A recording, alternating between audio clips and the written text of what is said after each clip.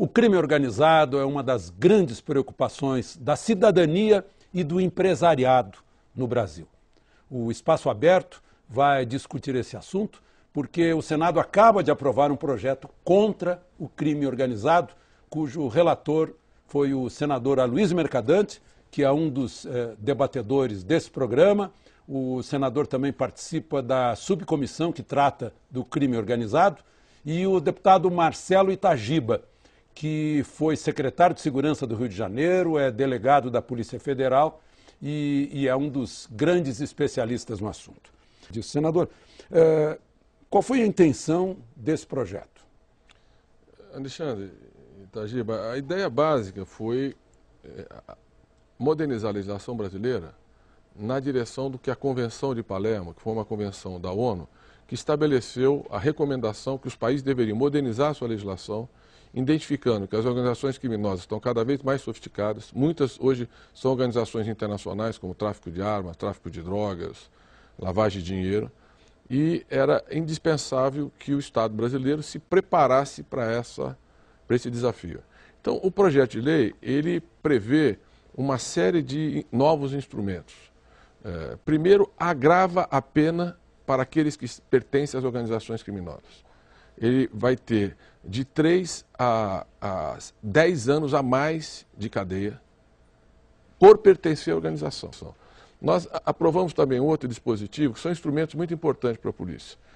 A infiltração policial, a delação premiada, que é um instrumento muito importante no enfrentamento dessas organizações, todas as regras, a proteção à testemunha, que é outro dispositivo bastante importante.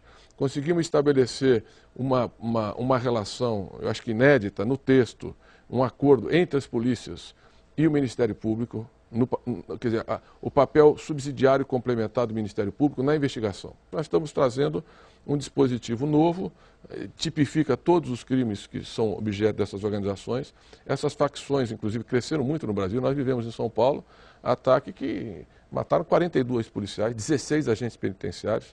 Quer dizer, isso mostra que essas organizações já não foram destruídas.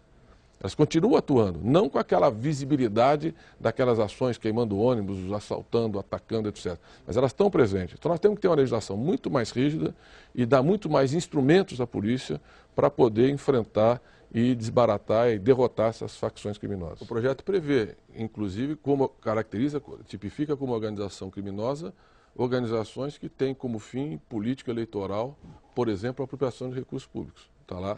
É uma das... Está lá, superfaturamento é a apropriação de recursos públicos. Quando há uma organização que atuou sistemicamente, que se apropriou de recursos, etc., para fins de, inclusive, infiltração no Estado ou em outros aparelhos relevantes da sociedade, está lá tipificada como crime. E na prática a gente observa, por exemplo, na capital do país, que acaba contaminando todos os poderes uma organização dessa. E a justiça estaria aparelhada para isso, para dar essa agilidade, tanto nas execuções penais, nas varas de execuções penais, quanto no julgamento? Eu acho que essa é uma questão que precisa também ser enfrentada, né? Que sempre nós não estamos com os órgãos, né, capacitados para fazer aquilo que tem que ser feito conforme determina a lei.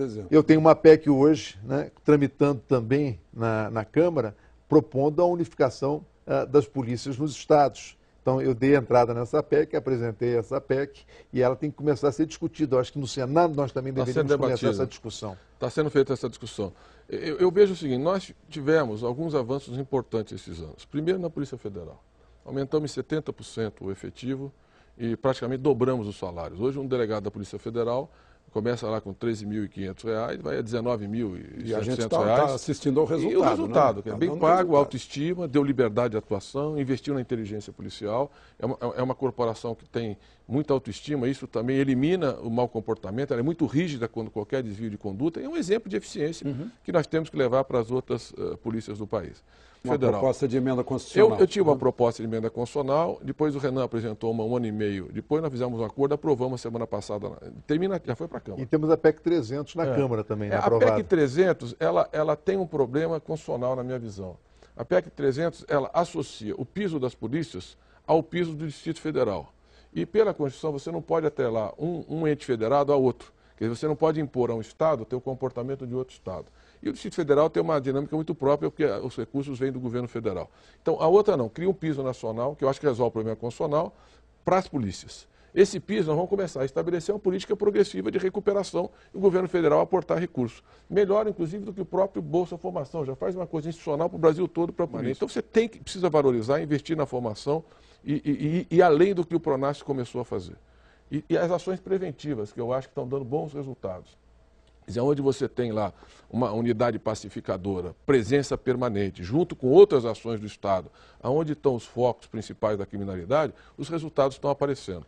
É uma coisa que precisa de muito investimento, precisa muito parceria, município, Estado e União, nós precisamos trabalhar junto, acabar com qualquer disputa eleitoral, partidária nesse tema. Essa política de Estado precisa trabalhar, sair do palanque e trabalhar complementarmente para podermos avançar nessa. Mas nós precisamos pegar os modelos de sucesso, não só do Rio de Janeiro, mas de outros estados e replicar isso para o resto do país, para que a gente tenha uma uniformidade de ação, até para poder combater o crime organizado, porque o crime organizado não tem fronteiras. O crime organizado não tem fronteiras nacionais e não respeita fronteiras internacionais. Então, se você não tiver uma atuação integrada, uma atuação conjunta por parte das polícias militares com as polícias civis, das polícias militares e civis com as polícias federais, o que eu chamo de força-tarefa, né? Criar uma força-tarefa integrada para combater esse tipo de criminalidade, você sempre vai ficar a reboque, você vai sempre tentar buscar ou correr atrás do prejuízo, quando na verdade você tem que se antecipar dessas questões. Hoje o que nós estamos investindo em segurança, inclusive as famílias, vigilância eletrônica, condomínio, muro, as empresas. Então é melhor investir privadas, né? Exatamente. É melhor investir sistemicamente e valorizar um investimento em tecnologia, mas nunca se esquecendo de quem está por trás da tecnologia é o homem. Se você não remunerar bem o policial, se você não treinar bem o policial, não adianta você dar toda a tecnologia para ele, porque a atividade policial não vai avançar. Quem faz investigação, quem vai atrás do bandido é o homem e não a máquina. Por isso é que nós precisamos cuidar rapidamente dessa questão do piso salarial nacional para os policiais no Brasil, para que a gente possa avançar. E a gente sente na rua, a PM me para, a Polícia Civil para na rua, fala, ô Mercadante, vai aprovar e tal. Eu falei, nós já aprovamos, agora a Câmara, vamos dar prioridade a concluirmos. A segurança pública não pode ser vista como despesa, é investimento em qualidade de vida. E gera, você pega, por exemplo, vamos ter a Copa e a Olimpíada. Sim. Se nós melhorarmos substancialmente o problema da violência, nós vamos triplicar ou quadruplicar o volume de turistas no Brasil. São 6 bilhões de dólares que nós recebemos hoje, 5 milhões e 200 mil turistas. Nós vamos para 15, 20 milhões de turistas ano. E a chance que nós temos, nós vamos ser uma vitrine nesses próximos anos, daqui até a Olimpíada. Hoje a gente é vitrine então, é uma grande prioridade. De facada em Copacabana. E essa imagem compromete o potencial turístico do Brasil, que é fantástico. As praias, a natureza, você tem uma ideia, nos últimos 3 anos o aumento do roubo a transeuntes no Rio de Janeiro foi de 180%. Quer dizer, isso não pode continuar desse jeito, isso não tem policiamento ostensivo. Essa é a prioridade número 1. E se nós tivermos uma boa solução no Rio, o Brasil inteiro vai ganhar com isso. Muito obrigado, senador. Muito obrigado, deputado. O Espaço Aberto volta na próxima semana com outro tema de interesse nacional.